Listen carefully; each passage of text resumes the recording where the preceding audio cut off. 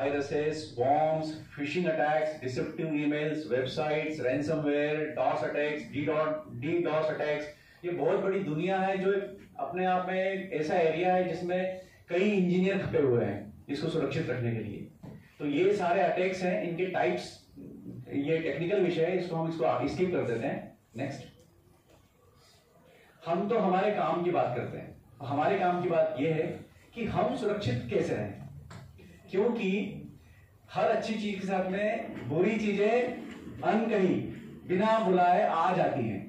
तो इंटरनेट भी ऐसी चीज है कि जब हमारे बच्चों के हाथ में, हमारे घर परिवार वालों के हाथ में, हमारी पत्नी, बहन, माँ के हाथ में जब मोबाइल हमने दिया तो हमने उनको खतरे में भी डाल ही दिया। हम गर्व से कहते हैं कि यार मैंने अपने पिताजी को एक स्मार्टफोन दिलाया है, अब वो इस पे भजन सुनेंगे। तो आपकी भावना बहुत अच्छी है कि आप अपने पिताजी को भजन सुनाना चाहते हैं, परंतु आपको ये नहीं पता है कि उन भजनों के पीछे, उन भजनों के साथ साथ आपने अपने पिताजी को एक प्रकार से सिक्योरिटी के रिस्क वाले एरिया में भी डाल दिया, अनकही सिक्योरिटी रिस्क में डाल दिया है। तो क्या करें? तो भारत सरकार को भी इस विषय में चिंता है और एक बहुत ही अच्छा टूल जो भारत सरकार ने बना के रखा हुआ है और कई वर्षों से वो उपलब्ध है, पर ये हमारे जैसे लोगों की मतलब कमी है, एनआईसी जैसे संस्थाओं की कमी है कि ये विषय हम नीचे ग्रास रूट लेवल पे लेकर जा नहीं पाए। तो ये अवसर जो आया है ये इंटरनेट दिवस के रूप में, तो हमने सोचा कि ये जो टूल है ये हर व्यक्ति के मोबाइल में इंस्टॉल होना चाहिए। तो अब बस करना क्या है हमें, तो इस टूल को हमें हमारे सभी के मोबाइल में इंस्टॉल करना है। नेक्स्ट, लिंक जो दी है इसको नहीं, आप तुरंत रख लीजिए और गूगल प्ले स्टोर खोल लीजिए। गूगल प्ले स्टोर जिससे हम लोग क्या करते हैं, हमारी एप्स को इंस्टॉल करते हैं। तो गूगल प्ले स्टोर खोल लीजिए, खोल ली, उसमें सर्च पे जाइए और लिखिए जो स्क्रीन पे दिख रहा है, ई स्कैन सर्टिंग बॉट रिमूवल, चला हुआ है, बहुत बढ़िया। जिसने पहले से इंस्टॉल्ड है उसको खोल के रख लीजिए। अब देखिए ये क्या है, इसको समझ लीजिए। इसमें लिखा है बॉट रिमूवल टूल। तो बॉट क्या होता है? बेसिकली ये रोबोट का शॉर्ट फॉर्म है, बॉट, रोबोट। तो बॉट, अब ये बॉट क्यों? तो क्या होता है कि जब अटैक्स होता है ना, साइबर अटैक्स, तो एक वायरस खुद काम नहीं करता है, वो अपनी एक आर्मी तैयार करता है। आर्मी में क्या होता है, बहुत सारे सैनिक होते हैं। तो आपको और हमको भी एक वायरस क्या बनाता है, हम उसका सैनिक बनाता है। जैसे कि एक वायरस है जो कुछ गड़बड़ करना चाहता है, लेकिन वो गड़बड़ करेगा कैसे? उसको गड़बड़ करने के लिए क्या चाहिए? सैनिक चाहिए। अब वो सैनिक कहां से लाएगा? तो सैनिक लाने के लिए वो वायरस अपने आप को आपके और हमारे मोबाइल से भेजेगा, जिसको कहते हैं बॉट। एक बॉट जो है वो यदि आपके मोबाइल में आके इंस्टॉल हो गया तो उस वायरस का एक सैनिक आपके पास बैठा हुआ है। उसको जब हमला करना होगा, मतलब एक जब वाइड स्प्रेड अटैक करना होगा, तो वो आसानी से अटैक कर लेगा। एक छोटा सा एग्जांपल है कि वो जो पेजर होता है, इलेक्ट्रॉनिक डिवाइस होती पेजर, मोबाइल से पहले जो चलता था, और वो इजराइल ने उसको मैन्युफैक्चर किया था और उसमें एक बॉट क्रिएट करके छोड़ दिया था। वो बॉट कैसा था? इजराइल ने जो बॉट क्रिएट किया था उसमें हर पेजर एक सैनिक था, और वो सैनिक क्या था? वो इजराइल की कमांड पे था कि जब मैं कहूंगा तब ब्लास्ट होना है, मतलब उस पेजर को ब्लास्ट होना है, ये कमांड था उसमें। उस बॉट के पास ये प्रोग्राम था, पर कब होना है वो उसका मास्टर जब कहेगा तब ब्लास्ट होना है। तो इसी प्रकार से, इसी तर्ज पे बॉट काम करते हैं। तो जाने अनजाने में हमारे पास भी कई प्रकार के बॉट्स हमारे मोबाइल फोन्स में आ जाते हैं, हमें पता ही नहीं रहता है। तो उसको ढूंढ कर निकालने का ये ऐप है। तो गूगल प्ले स्टोर पे ई स्कैन सर्टिंग इस प्रकार से सर्च कीजिए, उसको डाउनलोड कर लीजिए, ठीक है। नेक्स्ट,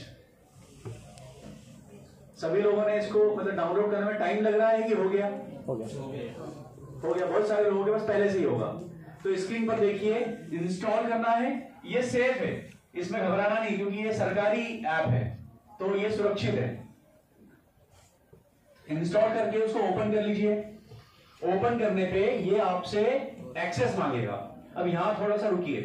एक्सेस क्या होता है कि जब भी कोई ऐप आपके मोबाइल फोन में इंस्टॉल होती है तो मोबाइल काम करे, मतलब ठीक ठाक काम करे अपने आपके मोबाइल में, इसके लिए क्या होता है कि उसको आपके मोबाइल फोन में जितनी भी रिसोर्सेस हैं, जैसे आपके मोबाइल फोन में क्या है, कैमरा है, माइक है, फाइल्स है, फोटोज है, उनको एक्सेस करने के लिए आपसे परमिशन चाहिए होती है।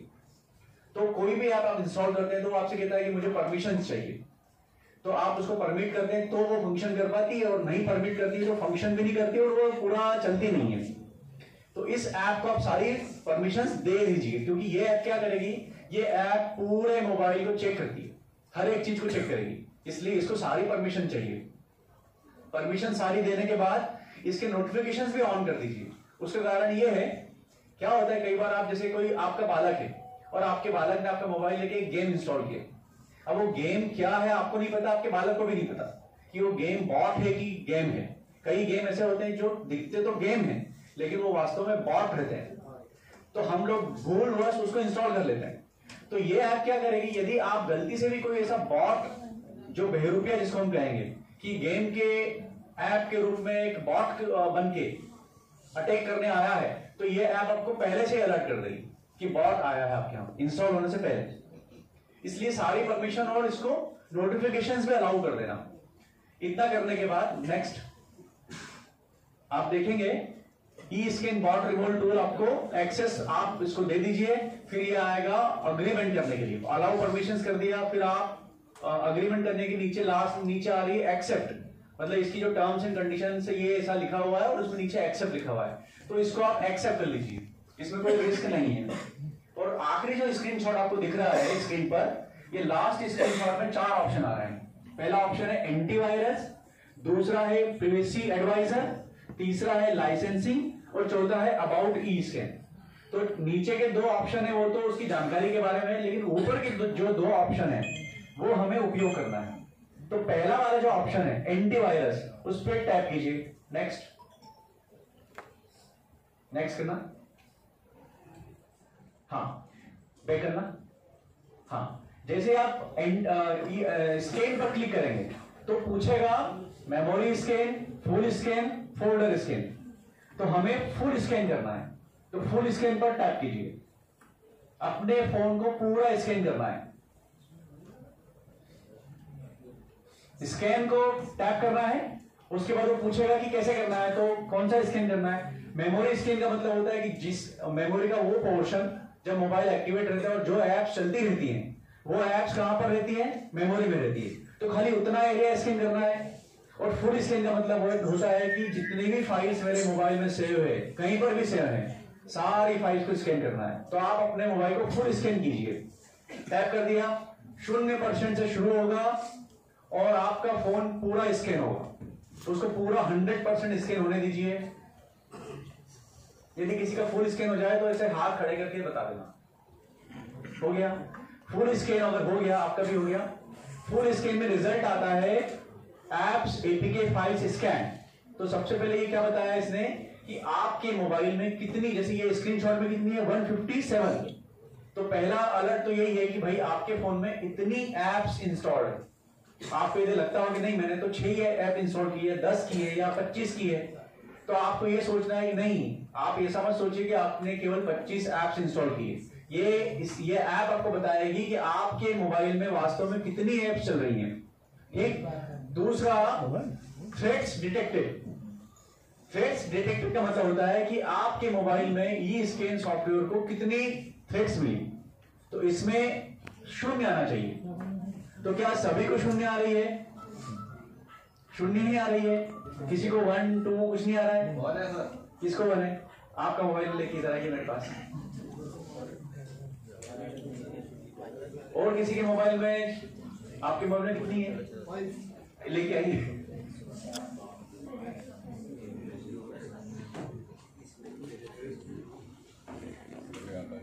आपके मोबाइल में आप है ना इसका स्क्रीनशॉट लेके मुझे भेजेंगे, ठीक है जी। इसका मतलब ये इसको क्लोज कर देना है। ये एपीके फाइल कौन सी है? एक हमारा अभी कुछ दिनों पहले एक लड़का आया था डोंगरगांव से, वो एसपी ऑफिस में गया था कि भाई मेरा फोन स्वयं चल रहा है, तो फिर वो एसपी ऑफिस में कंप्लेंट की और उसको एसपी ऑफिस से कहा कि ठीक है हम देखेंगे। उसका मन नहीं माना और वो मेरे ऑफिस में आ गए। तो उसका मोबाइल मैंने भी चेक किया था, तो उसके फोन में क्या हो रहा था कि वो खुद काम कर रहा था, यानी कि बेसिकली वो रिमोट एक्सेस था, वो ऐप उसने चला दी और हो क्या रहा था कि वो ऐप अपने आप को लोगों को भेज रही थी। तो वो बेचारा उसने फोन स्विच ऑफ कर लिया क्योंकि लोग उसको गालियां दे रहे थे। और गालियां क्यों दे रहे थे कि उसके व्हाट्सएप से वो ऐप दूसरों को जा रही थी और जो जो उसको खोल रहा था वो उसका शिकार हो रहा था। तो फिर लोग उसको फोन लगा के गाली बक रहे थे कि भैया ये क्या भेज रहे हो आप। किसान संवाद सर, वो उसका ऐप का नाम है किसान वाला, किसान संवाद वो जो ऐप जैसे है वो है। आपने बताया kisan.apk फाइल, हाँ वो इसी प्रकार से एक आई थी अभी 2 महीने पहले, एक वकील साहब खरगोन के उसमें ट्रैक में आ गए थे, वो फाइल थी आमंत्रण.apk। मुझे कल आई थी, उस पर आरटीओ रूल के हिसाब से आई है, वो भी मैंने भेजी। मैम के फोन में जो है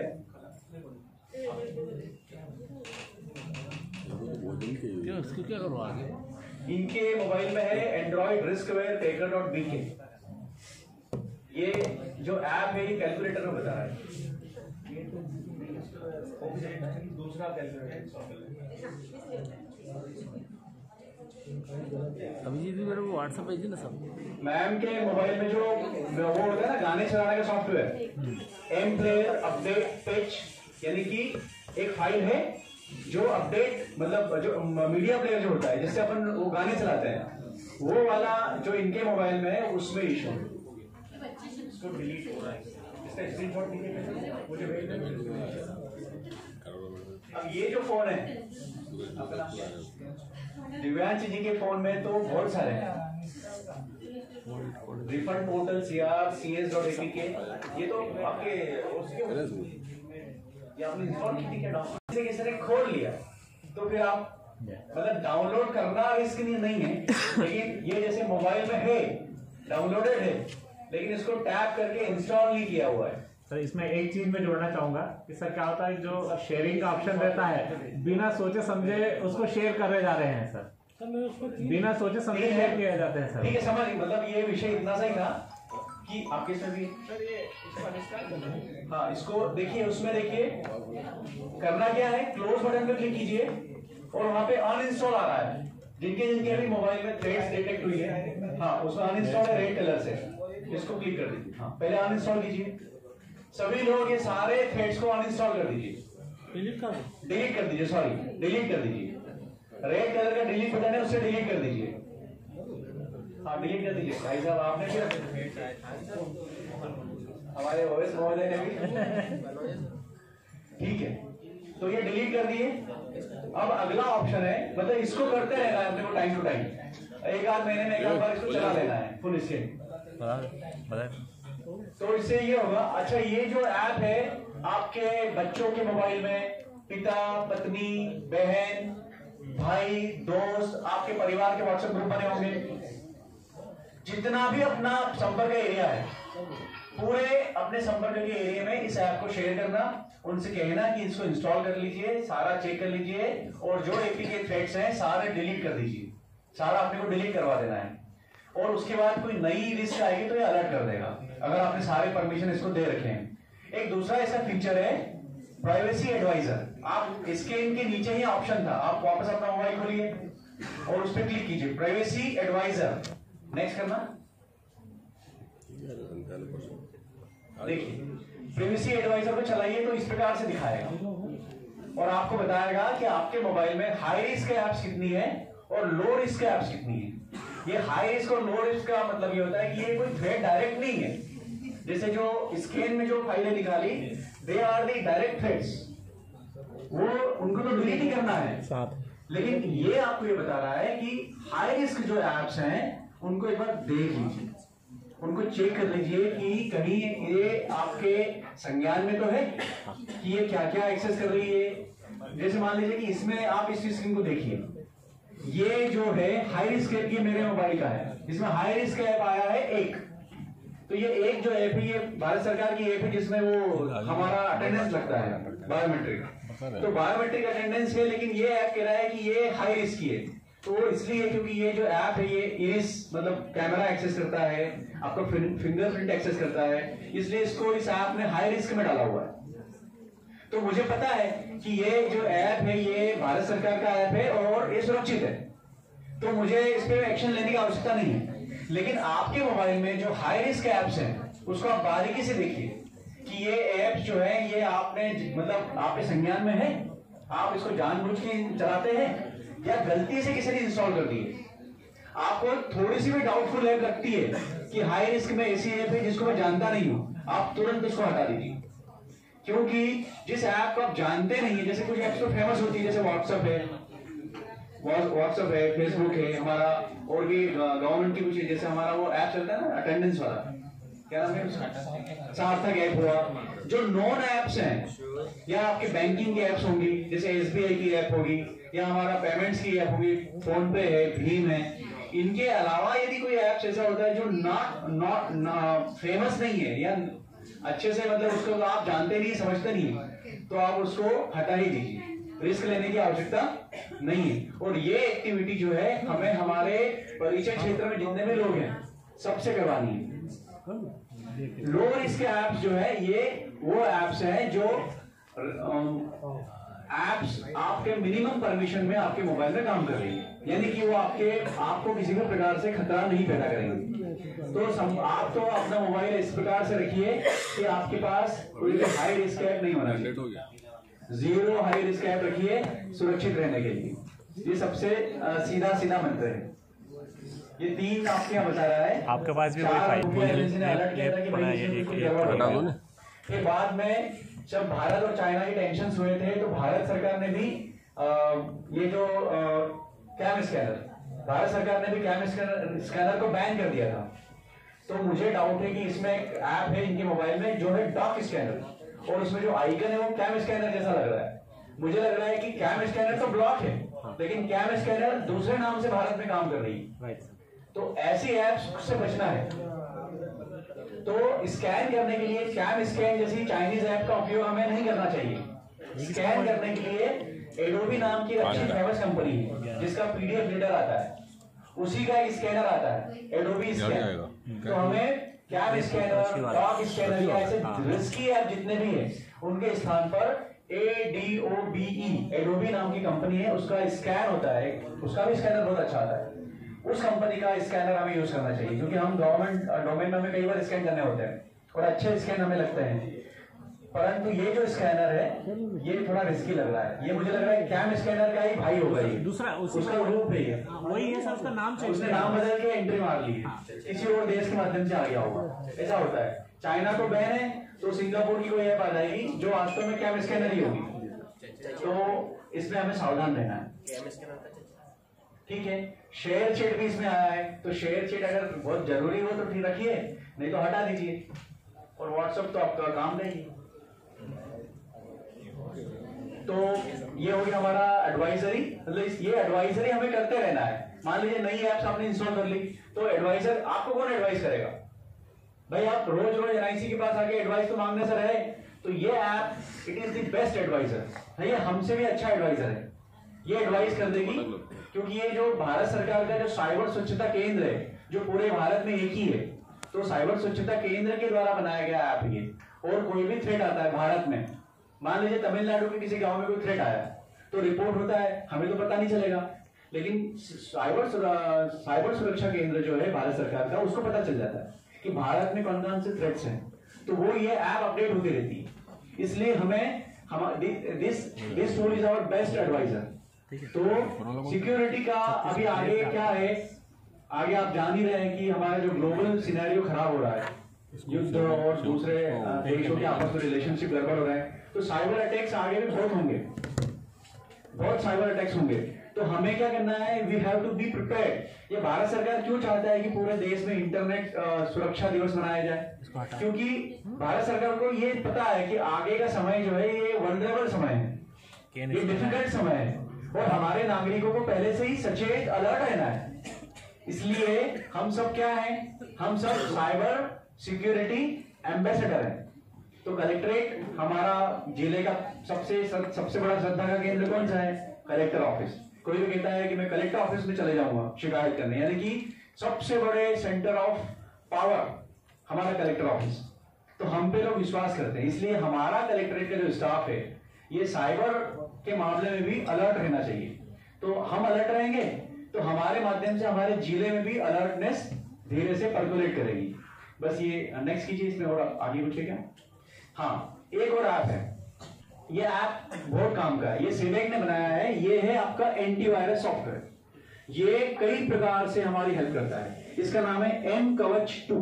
ये मेरे मोबाइल में डला हुआ है, ये मुझे बार बार परेशान करता है, अलर्ट्स देता है, लेकिन जरूरी है ये आज के सिनेरियो में, ये बहुत जरूरी है। तो सभी लोग इसको भी नोट कर लें और इसको भी अपने प्ले स्टोर में जाके सर्च करके इंस्टॉल कर लीजिए, ठीक है। क्योंकि कलेक्टर मैडम का नेक्स्ट एक हमारे पास टाइम है क्या, एक 10 मिनट का और ले लेते हैं। चलिए आगे बढ़ाइए, खत्म ही हो गया, ठीक है। इसको बैक कीजिए। ये जो एम कवच है इसकी वर्कशॉप हम फिर कभी करेंगे, और वैसे तो आप सब समझ ही गए होंगे। इस एम कवच को अपने मोबाइल में इंस्टॉल कर लीजिए। जो जो ऑप्शंस दिखाए, सारे ऑप्शंस मैं आपको शॉर्ट में बता देता हूं इसमें क्या क्या ऑप्शंस आते हैं। मेरे मोबाइल में है 2 एंटीवायरस दिक्कत तो नहीं करेगी इसमें आपको सिक्योरिटी एडवाइजर, दूसरा एंटीवायरस आप हटा दीजिए, प्राइवेट एंटीवायरस से हटा दीजिए। नहीं, जरा मोबाइल का ही दिया हुआ है सर, इसमें मोबाइल के साथ ही आता है ना सर। कौन सी कंपनी का है? ओप्पो का है। चाइनीज है, वो एंटीवायरस भी चाइनीज है। फोन चाइनीज है तो एंटीवायरस भी चाइनीज होगा। आप अपने सरकार के द्वारा जारी किए गए एंटीवायरस पे भरोसा कीजिए। क्या है ये, संसार छलावे का संसार है।